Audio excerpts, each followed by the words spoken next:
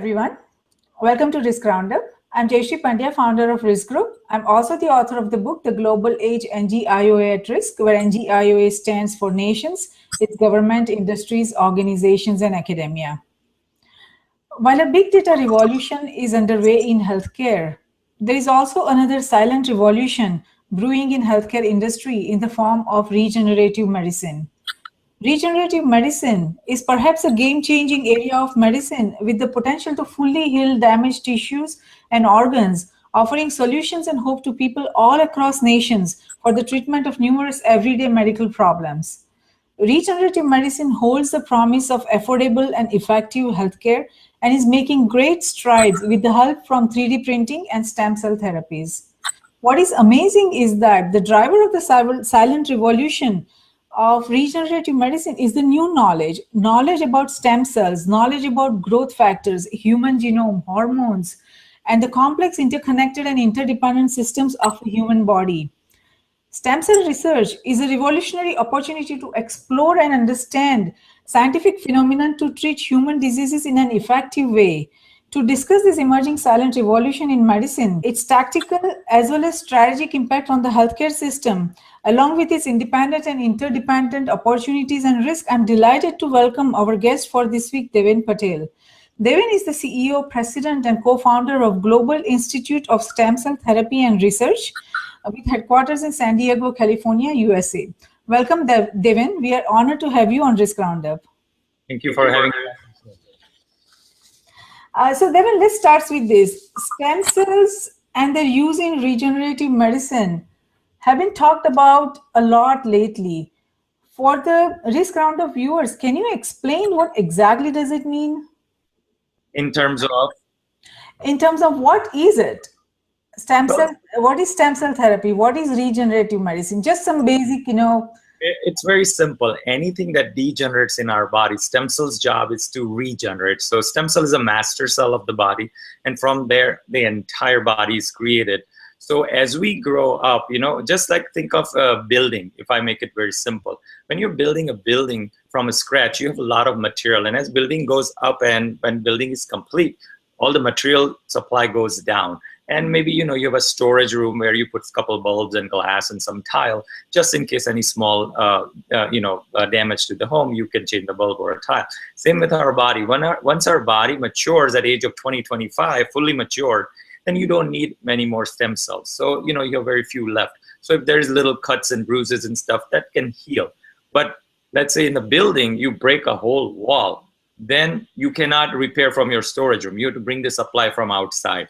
Same thing with our bodies. When it's matured after 2025, and then there's some kind of disease of their organ malfunction, then you need external support. And that's where you need to use a more stem cell, which you get it from your own body or from the donor.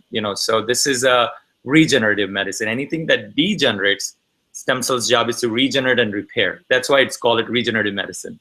That's fascinating. That's a very good explanation. So do you see that the reason why it is gaining a lot of popularity is the fundamental concept of regeneration and not of replacement, which modern medicine is so focused on? Yes, absolutely. If you really think about it, since the last 5,000 years, from Ayurveda to Chinese medicine, everything, we've been doing surgery. So we are cutting open people and putting, kidneys out, pull out the kidneys and, new heart and all that things are happening. But in my personal opinion, it's very barbaric way of treating human. This is the first science that came to humankind where basically it allows you to treat human in a very humane way and very non-invasive way without cutting people open. You just inject stem cell through, IV or, to the particular location of the organ without cutting open people. So and there's no side effects. That's the beauty. It's your own cell. So there's no side effects. Their job is to regenerate and repair you. So what better option can you have? In pharmaceutical or in, allopathic medicine, it's a chemical. It's going from outside into your body, and you have a lot of side effects. One good effect, but maybe 10 side effects. And that really is not the focus of this science. This focus of this science is to go specifically for the specific injuries or tissue regeneration and repair that, and without any side effects. Now, there are some skeptics who say that, there is a risk here there is a risk of causing tumor, because once the cells go inside the body, you don't know where they're going to land. You don't know what it would do inside. And we know that there has not been any very focused study about the risk having with the regenerative medicine or with the stem cell therapy. So what are your thoughts on that? Have you seen in your journey of regenerative medicine with your research institute, or with the cases that you have seen, that there has been any case of tumor formation, or some any other complexities that you have seen? I'm so glad you asked this question, and you asked this first, and you asked this specific question because a lot of people miss that, and they get lost into the lot of media misinformation. And I'm glad you asked a very direct and a perfect question, because there are different type of stem cells. I'm 44-year-old, so my skin cell is a 44-year-old skin cell. So it's an adult cell. Anything beyond embryo, it's all adult stem cells. So we use adult stem cell for the treatment.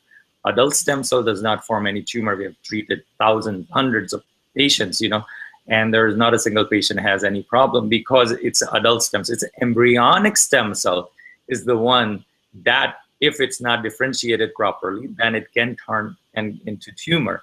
So there are very few handful of people around the world who can really handle that. And our chairman, Dr. Anand Srivastava, co-founder and a chairman of GeoStar, which is Global Institute of Stem Cell Therapy and Research, he's considered one of the pioneer in starting the field of stem cell research. And in 2007, first clinical trial in the world approved by US FDA to use embryonic stem cell, not adult, embryonic stem cell in human to treat spinal cord injury was approved through UCI, University of California, Irvine. And that's the first clinical trial. And still today, it's the only clinical trial for spinal cord injury to use embryonic stem cell in human. And after that, in 2011, from UCLA, University of California, Los Angeles, he published another groundbreaking work to show exactly how you control embryonic stem cells so it does not form a tumor. So, but embryonic stem cell is not in a clinical practice. It's in a research. There are a couple of clinical trials going on. So nobody's using embryonic stem cell today for a patient care. So it's common, but we are not there yet. But we use adult stem cell for the treatment, and adult stem cell doesn't have any risk. So for therapeutic purpose, you're not using embryonic stem cells. No. So those are adult stem cells. So I'm glad you made that differentiation, and you clarified that. I'm sure that a lot of people will be happy by that. Before we go forward, you just mentioned GeoStar, your institute. Would you like to say a few words about it? What is its focus? What is its mission, and why you established that? It's very simple. Our focus is stem cell science is the most advanced, most elite, and most expensive science of our age. Like in the United States, few places where we do lymphoma, leukemia, thalassemia, a stem cell transplant. Those things cost $250,000 a pop, or may even go more, $500,000. So how do you make this science available to masses? So when Dr. Anand, my partner, and we were talking about in 2006, 2007 area, he said, let's make this available to the masses. And that became our vision. And how do you make $250,000 a pop available to the masses? So Dr. Srivastava said, Devin, that your last name is Patel, it's your problem. You make it happen. Yes, I believe he's right. and so basically our vision was very simple. Let's take this science and go around the world and make it available to the masses. And that's how we started. And fortunately, we got a call from Prime Minister of India, Narendra Modi. At that time, he was a Chief Minister of Gujarat. And he said, we search around the world to find the best practices for stem cell treatment for thalassemia and sickle cell anemia in my states. And they said, our search ended at UCSD, and you guys are the people who are there. And we want you to come and help us develop the stem cell transplant program for my thousands of people. Again, music to my ears, make it available to the masses. And today we are building world's largest stem cell treatment hospital in the world, in India, in Surat, in collaboration with the government of Gujarat, where thousands of these people are so poor that they don't have money to buy a bus ticket from their village to come to this 7-star infrastructure that we're building for them. So this is the most advanced science to the most downtrodden people on the earth. And that's the power of vision. That's the power of political will. That's the power when you believe in it, you can make it happen. Yes, absolutely. I think it's wonderful news. Now, let me ask you this. I mean, are you starting this hospital in India because Prime Minister Modi invited you to start the venture there, or is there any other reason that made you decide to go to India and not start something similar here in United States? If I have to do the same thing in United States, it will take me to build an infrastructure. It'll take me 5 to 7 years and 5 to 10 times the money.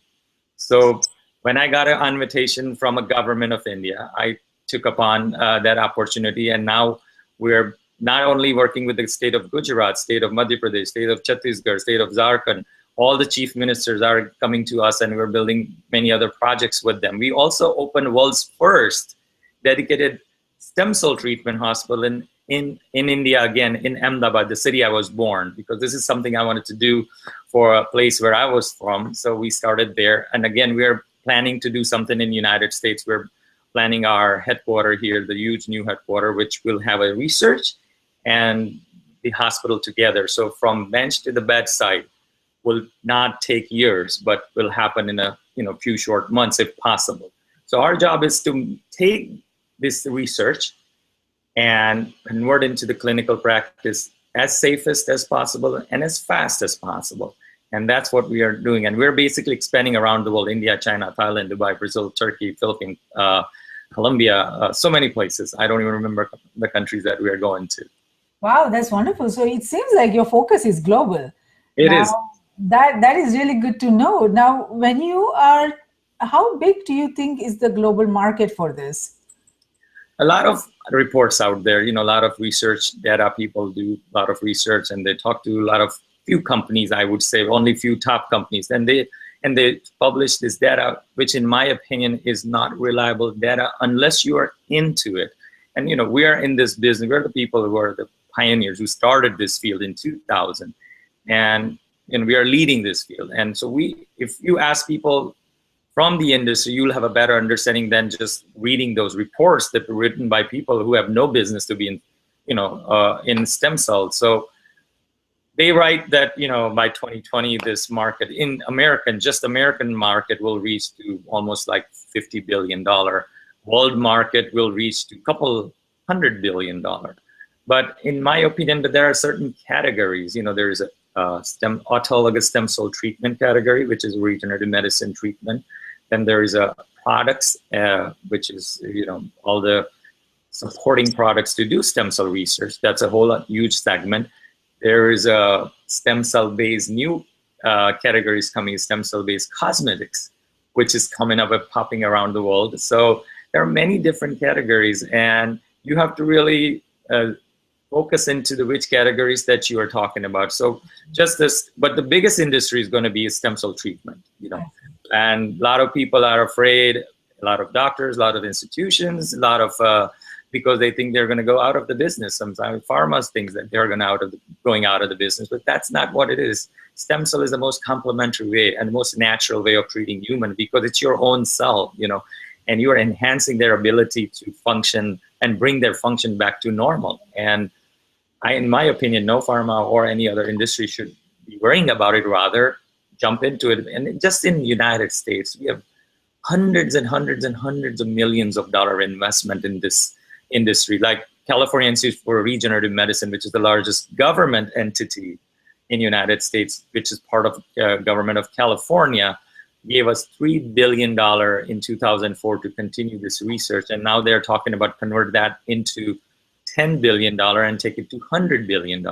So there are top philanthropists, their business is to make money. So these are the smartest people who know how to make money, and they know where to put their money to get the maximum return.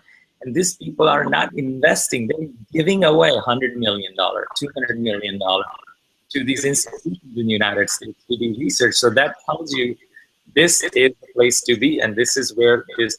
Anybody around the world coming out of medical science within the next 5 to 10 years, they have to learn stem cell research or stem cell transplant. You're right, but it is still a competition. In healthcare, there are so many different healthcare approaches all across nations, from traditional medicine to allopathic medicine to Ayurveda, homeopathy, Chinese medicine, to regenerative medicine. There are so many different approaches that are there across nations, and each one of these approaches has its own strengths and weaknesses. Now, amidst that, how do you think regenerative medicine will make a headway and convince people to give it a try? This is an excellent question because voice not coming through properly. I hear little echo. Yeah, there's a little echo. Okay. This is a perfect question because you said it's allopathic, naturopathic, Ayurvedic. Stem cells is a combination of everything. This is the most natural way of treating human beings. As I said, it's your own cell, and their job is to treat or repair anything that degenerates. So it's a combination, let's say natural medicine. What is it? Basically, it's a plant material that you create a pill out of it and put it into your body to enhance the function of the cell, right? Regenerative medicine is enhancing the function of the cell itself without any other external support. So how much natural can you get? How much better can you get? This is the ultimate. So it has to succeed and it has to move forward. I mean, when I said it has to succeed, it is succeeding. It is not a future. It is here. Where we are treating hundreds of patients in our hospitals right now, and we are building dedicated stem cell treatments hospitals around the world, working with the different world government, and they're all accepting this medicine. Most conservative of all on this earth is Saudi Arabia, right? Saudi Arabia has invited us just next month to develop something in their country. So talk about acceptance. No, I hear you, and especially, I mean, right now, we all know how expensive it is to treat any chronic disease. You talk about diabetes or, cardiovascular disease or cancer or any kind of other diseases. It is so expensive, for lifelong treatment on, a lot of these diseases. So something that is affordable and economical, and it would not put strain on the economic system of any nation is always welcoming. But let me ask you this question. You have been trying to work with many different countries to start a similar program in their countries.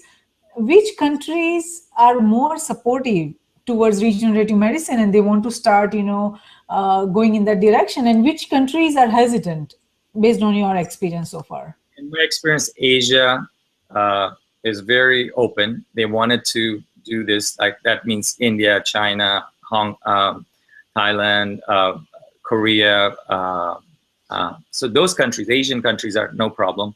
Same with all the South American countries that we are working with the governments. They are very open. Only area that we find some resistance, not today, I'm talking about 5, maybe 6 years ago, was the Middle East. But now, as I said, Saudi Arabia invited us to help them develop the stem cell transplant program for their people, because what we were told, it is their people who are asking for the treatment. Now, not even a doctor, people is on it. So they are forced to really receive and accept this new science. And as I said, this is the most natural way of treating human being and most non-invasive way of treating human beings. So why not? Yes, absolutely. Why not? Based at this point, you are saying that you have already started treatment in the hospitals that you have built. What are the different diseases that you are having a therapeutic program based on the stem cell therapy that you have? What are the different diseases that you are able to treat? We started with blood cancer, which is a regular, well-established clinical practice in the United States and rest of the world for lymphoma, leukemia, thalassemia. But those are very vigorous programs that requires tremendous infrastructure, tremendous manpower, and very skilled manpower. And on top of that, we've added a lot of adult autonomous stem cell transplant programs for autoimmune disease, diabetes, scleroderma, lupus, Crohn's, ALS, a lot of skin disease, liver disease, alcoholic liver, a lot of some neurological conditions, autism, Parkinson's, so many we are trying to make it to the masses. So I would say next 3 years, in our institute, will be providing autologous transplant for many conditions more than what I can do. And Yes, the yes. beauty is, what I want to add to this, you mentioned that this will allow you to save money. You know, if you treat a diabetic patient over the period of let's say, 30, 40 years, and you compare that with the complications they will have because of a diabetes, because nobody dies because of diabetes, they die because of the side effects of diabetes. The heart is affected, the kidneys, their eyes. If you compare that condition, stem cells, I'm throwing in maybe maximum 20,000 dollars, okay? And if that person is severe under control and they live a normal, proper, controlled life, there are millions of dollars you're saving per person. So you're taking on a burden of the healthcare system, millions of dollars per person. We've done the one calculation for one of the government in India, for the state government, and we showed that in a period of 20 years, we would save on that particular state, which has a population of, let's say, 20 million people. Not 20 million, sorry, about 35 million people. We would save approximately over a period of 20 years over a couple of $1 billion in the healthcare system. And governments know that. That is very, very interesting. There are really, I think these are fascinating developments. But also, I believe that they are going to be disruptive as far as the healthcare sector goes. Because when we are talking about the diseases that are chronic diseases, the treatments, the way they are currently being treated by the modern medicine, and how the pharmaceutical industry and how the surgeries and all that goes with it. If regenerative medicine is it is possible to cure those diseases by very in a very affordable manner, in a very economical manner, then there is going to be dramatic changes in the economic factors or in the survival and sustainability of a lot of different sectors of healthcare. And that is just the way natural evolution happens. And if in this competition of different sectors of healthcare, different approaches of healthcare, if one is very affordable, very efficient, and very accessible, then that is going to be a challenging time for many healthcare sectors from what I hear right now. But at the same time, I don't believe that many countries, many nations are ready to let the regenerative medicine, go to clinical trials, or to even have the clinical approach, in near future. So, what are your thoughts on those countries? I'm sure in United States, there is not much that we are hearing about regenerative medicine in clinical practice. What are your thoughts on that? There are a lot of misinformation in the media. And as I said, California itself, the government, they built the largest government department called California Institute for Regenerative Medicine, putting billions of dollars in the research. I'm talking about California. Many other states are doing the same thing. But there's a tremendous misinformation in the media about stem cell, and it's illegal and it can be done. But reality is totally different. All the top universities in the United States and from around the world are heavily vested into stem cell research or regenerative medicine. That's the one. You are talking about research. Yeah, and the therapeutic part, the clinical part. Over 2,000 plus clinical trials going on underway in the United States and rest of the world, which is also a lot of people don't have information on. 2,000 plus clinical trials. That is not a small amount, and also you mentioned these countries are not ready to accept regenerative medicine. Because it's a very brand new science. We started in 2007. We're the people who started this field in the United States. So 2000 to 2015, it's only 15-year-old science. And a lot of countries don't have even a concept about it. So that's where we come in, and that's where we go to the governments of the country.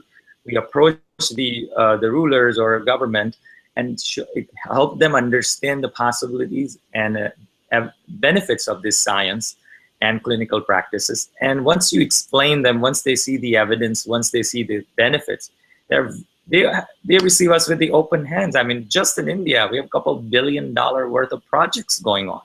So imagine once we expand to the rest of the world. I mean, we are every continent except Australia. So every country, including Australia, is ready and working in stem cell research, and now a lot of doctors are providing autologous stem cell treatments, including United States. I see. Now, I'm glad to know that. How long, you said that there are a lot of research efforts going on. How long is the path from lab to the clinic? I mean, there are research, a lot of advances in research are happening, but once in the research, in the lab, they say that, okay, we are comfortable that we can, have a new therapy for a new disease. How much time it takes from the, to take that from the lab to the, clinic?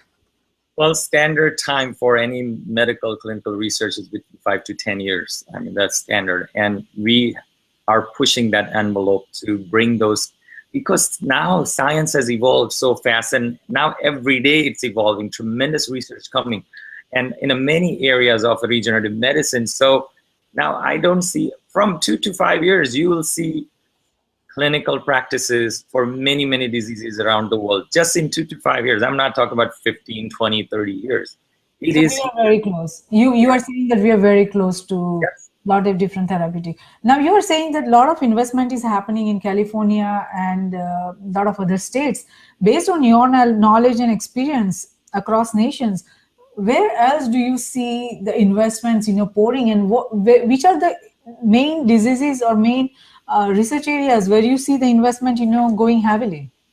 Investments going on neurological conditions, cardiovascular conditions, and autoimmune diseases, because they are basically, degenerative diseases. So China putting tremendous money in this, India, Korea, Japan. Japan has even cleared up their stem cell policy such that you can do clinical trial in a very fast track.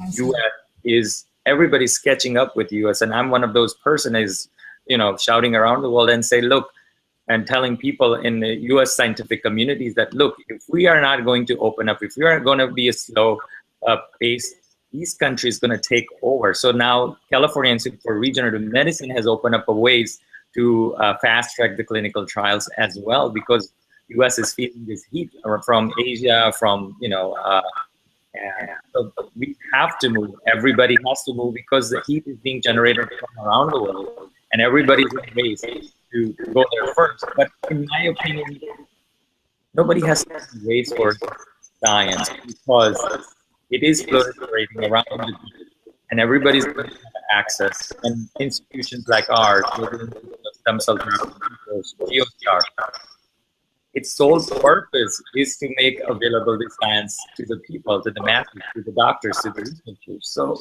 it is now. And yes, you are right, absolutely right. It's very interesting information. Now we know that we have medical tourism going on for a long time for a lot of different areas, but the stem cell tourism has started picking up. For the therapies that are available overseas, and which are, like, for example, some therapies are available in India and they are not available in United States. So as people come to know more about it, they are making a decision to travel overseas and get the treatment for them. What is the process if, let's say, someone hears that, okay, this disease is being cured in India by this particular approach, and I would like to give it a try? What is the normal process for that? How does it go? Normal process, people usually search on internet, and then after that they get information. A lot of stem cell companies are advertising that, but that approach has its own risks, because there are also a lot of clinics, not institutions, large hospitals like us or organizations like us, who are hardcore researchers. We are the people who do everyday hardcore research and then try to convert that into clinical practice very carefully, very conservatively. But there are a lot of small clinics, doctors who are neurologists or who are kidney doctors or liver doctors. Every doctor knows that there's so much money in regenerative medicine, and they left and right provide this results and treatment. But in my opinion, not every clinic or all the people who are trying to provide these kind of therapies are hard with the knowledge and expertise that they are supposed to be. But any industries, when it's at the infant stage, there are a lot of people jump into it. If you think about it, 100 years ago, phone companies and car companies, there are 100 phone companies and car companies, and today's only a few companies survive. Same with this industry. Eventually, the real players will lead this industry. But a lot of doctors now has access to this science, but our job is to educate them. That's why we exist. So we provide them the best knowledge and best practices so that their patient gets the best out of, for the money they're paid. Of course. Now, we know that this is still not a regulated industry. There is no regulatory oversight probably in many different nations. And without that oversight, what are the risks that you see? I mean, you just say that, there are a lot of risk about, going through internet, a lot of people may end up, going through some scams because of that. So how do people differentiate that, okay, these are the genuine hospitals or, research centers where we could go, and who is accountable, who is watching all this, the oversight and challenges right now? Right. I think this is another excellent. You've been asking an amazing question. I tell you, you're right on the spot. It's amazing that you're asking all these questions. So America, very regulated. India has its own, but basically everybody is following American stem cell guidelines, and then they customize according to their needs and their country. So America, India, China is a little out of control, but they are getting these things under control. Japan has some excellent guidelines, Korea, Australia. So all these big countries and places have their guidelines, and the other countries basically follow these guidelines. So, and that's where we come into place again. We talk to these smaller governments and we help them develop their policies, which will allow them to progress and take their countries to the level where United States is by developing a proper guidelines. And we also go around the world and help them develop those proper guidelines, proper policies. And also we help them to develop a fast track. They don't have to start from zero. They don't have to go 15 years back, just like cell phone revolution for Africa. They didn't have to go from landline. They jumped straight to the, no phone to cell phone, So same approach, we are helping these other countries who don't have guidelines, don't have regulations, to develop such guidelines and regulations so they safely and at the same time in a very proper time manner, they can develop proper sciences and clinical practices for those countries. But it's still a wishful thinking that, by us, suggesting them or by us guiding them, helping them, they are going to follow every single steps that is supposed to be taken, to make it in a very ethical manner, in a very scientific and in a very structured way. Because without having any global standard body who is developing standards or who is watching, how each nation is going with this therapies, it's difficult to believe that or imagine that the standards are going to be what it should be. I mean, when it comes to United States, it's different. When it comes to a lot of other countries, it's different. So every country has different ways of working, different ways of conducting research, different ways of conducting therapeutic practices. So without having a proper global guidelines, global standards, it is going to be challenged, and we'll have to just wait and see that how these global standards are developed. Because as you say that this is in the process of being accepted or being put in practice across so many different countries.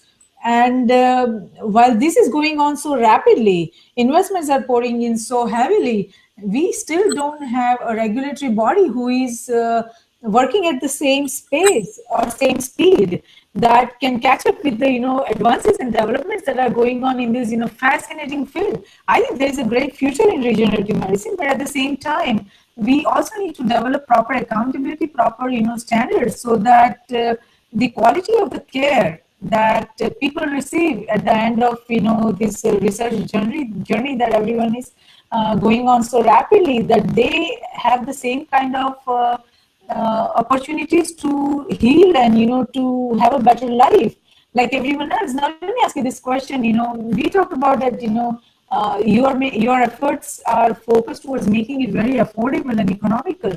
How much does one treatment cost for any diseases that you are treating right now? Just a ballpark estimate. It depends on the patient's condition, what stage of the disease, what kind of the disease. And so I can't pinpoint it, but I want to tell you that our goal and our vision is to make it available to the masses. And only way you make it available to masses means you go to the country that has the lowest affordability.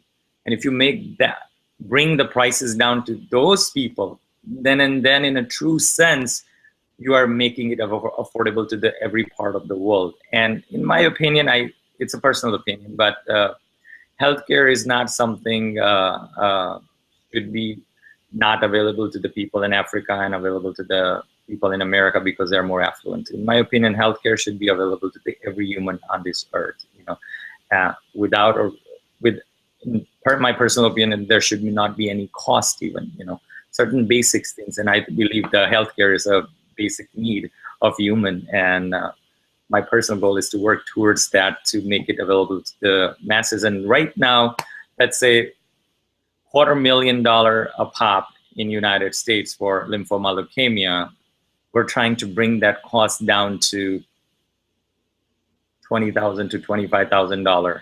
That's 90% reduction in the price, but still that is not affordable in many third world countries. So the challenge is huge, but without challenge, there's no fun. So we're working on it.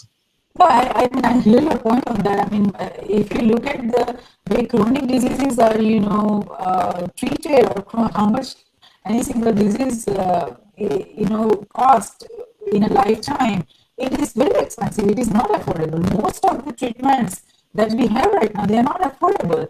While the insurance, now see, again, there is another interesting point is that every country has a different way of healthcare functioning. Like in USA, we have a very different approach to healthcare, that is by insurance. People, insure themselves. Mostly it was government. Mostly so far it was employer-based insurance. Now, because of the Affordable Care Act, we have it going through the government also. But how does at this stage, I don't believe the insurance industry is accepting any regenerative medicine treatments. Am I correct, or is there? That's half correct, I would say, because all the blood cancers that we treat with stem cell, lymphoma, they're all paid by insurance. Okay, so they are covered. It's regular clinical practice, but then many new conditions, that autoimmune diseases and many other conditions, are not ready or not acceptable yet. But there are a lot of large organizations like government, or I'm just using example of India, like government departments, like for example, railway departments would cover their employees, or big institutions would pay for it. So there are a lot of institutions coming up on their private insurance to get these things covered. So slowly it will happen. I mean, it has to happen. There's no other way. And even if, as I said, my goal is to, even if insurance is not paying, I want to make it so affordable that average middle class family can afford to pay for this. People can afford that. No, it's a very noble goal, and I hope you succeed in that.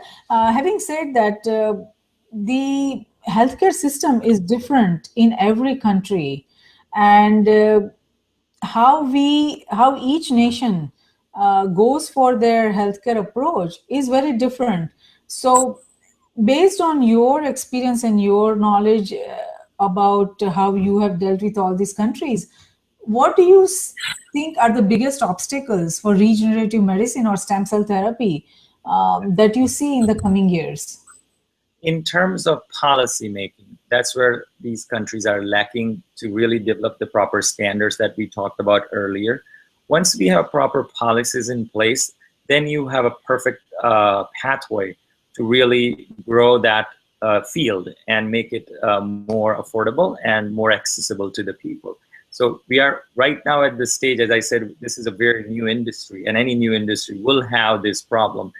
But we are organizing as a world, and as governments are collaborating with each other and really developing proper standards, and standards that is acceptable at every level, at every different country and a culture, because there's a cultural issues too. It's not only policy issues. There's a cultures issue. There's a belief systems that comes into place. So once we overcome all that and really see the benefit that humanity should receive from this science, I think we will expand at much faster pace than we are doing it right now. No, I hear your point, and I think everyone's goal is to make healthcare affordable, irrespective of nation. So, because unless healthcare becomes affordable, it cannot reach to masses, and it only is available to only few. Even though we try to make it accessible by allowing them to buy insurance, even in United States.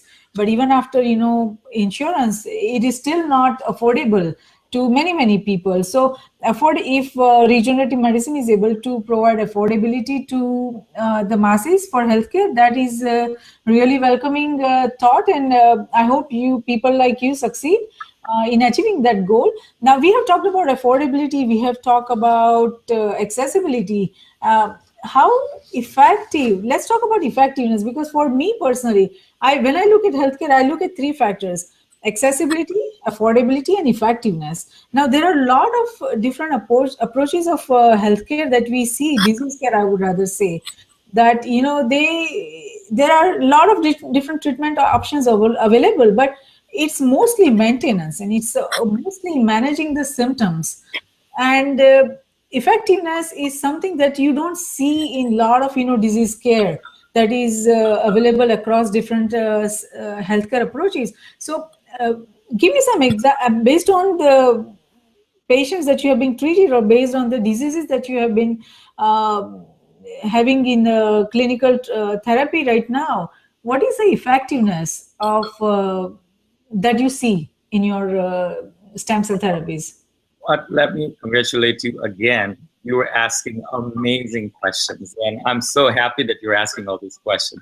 So you said it's three things that you look at: affordability, accessibility, and affordability.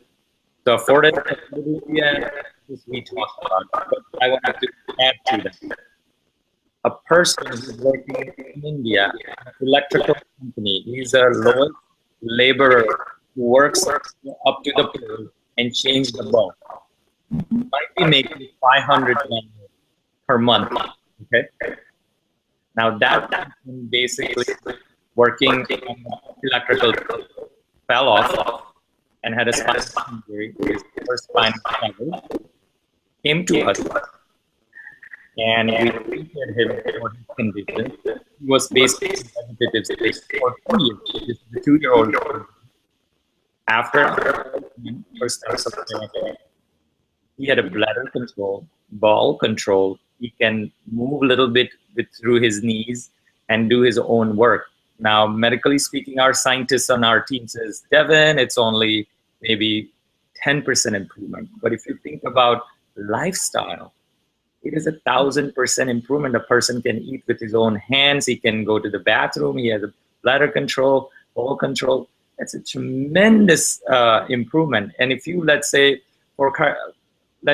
ALS or MS, if you can just stop the progression of the disease, that in itself is a tremendous achievement. But we have not only been able to stop the progression of the disease, but we have been able to reverse. There are patients with diabetes, right, who are taking 20 units of insulin, but after 1 year of a treatment, they are on the pills. There are some patients off the insulin, off the pills, and treating and living a normal life. And as long as they maintain proper lifestyle, they may not have to take the medicine. So there is a patient who had an alcoholic liver failure, right? And basically has to go for a liver transplant. But the family didn't have $100,000+ for the liver transplant. So, and the challenge was whether liver is, by the time the liver is available, this person is going to be alive or not. That's another challenge. So we did the stem cell transplant for this patient who basically couldn't even walk. And a couple of weeks later, a patient walks home, and with a much better liver conditions and living healthy life, and he may not even need a liver transplant.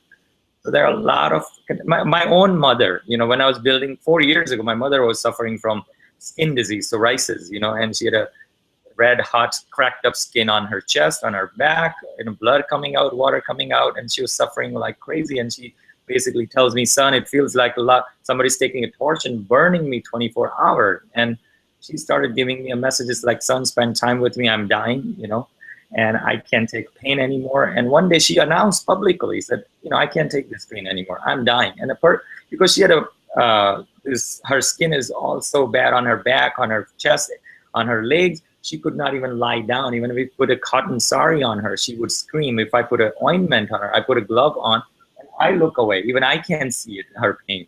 And I told mom, your son is blessed enough to build something 5 minutes from your home. Please come, And she was one of our first patients after a transplant. Guess what? In 3 hours, her burning and itching was gone. Yeah. In 48 hours, her skin was 90% like yours and mine. In 72 hours, 100% her skin is like yours and mine. What a blessing that God for you. Your mother's. That is a blessing, Devin. I have to tell you. I mean, no words can describe that feeling.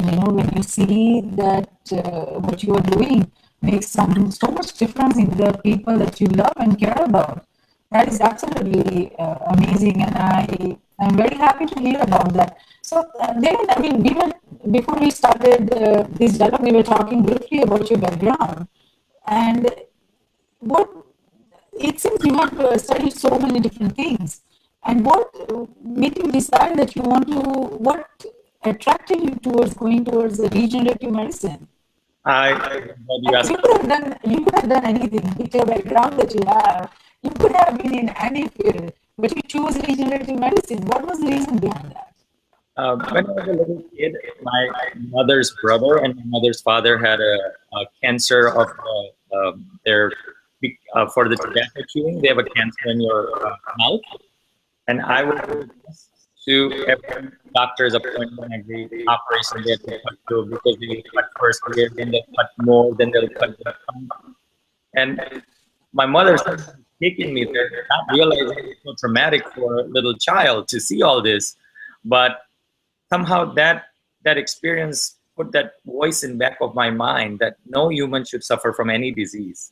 And I didn't think about this medicine, but somehow it is a divine intervention. From Midwest, I was brought to California 15 years ago, and that led me to meet with Dr. Anand Srivastava, who is a pioneer in the stem cell research, and that led to this journey, which we just begin. Yes, it just began, and there is so much more to explore, and there is so much more to conquer. So with that thoughts, I think we will conclude here. I mean, this is such a fascinating field, Devin. I could talk for hours on this, and there is so much to know, so much to learn in this, and so many questions and so many answers that we look forward to. And I hope that we can have this dialogue again, maybe in near future, so that we can stay tuned to the advances that your research institute is having. What advances we can see, we can hope, we can expect from GeoStar's initiatives, GeoStar's research. And I hope that the goal that you have to provide this regenerative medicine, stem cell therapy available to everyone across nations, I hope you succeed in that. And we'll be delighted to see the progress that you and GeoStar and Dr. Srivastava are making. And we wish you all the very best. And that's it for today, friends. For more information on Risk Roundup and for the upcoming Risk Dialogue, please go to riskgroupllc.com. Thank you, everyone, and please join us again. Thank you so much, Devin. It was really nice talking to you. And I'm really happy to hear about all the progress that you are making.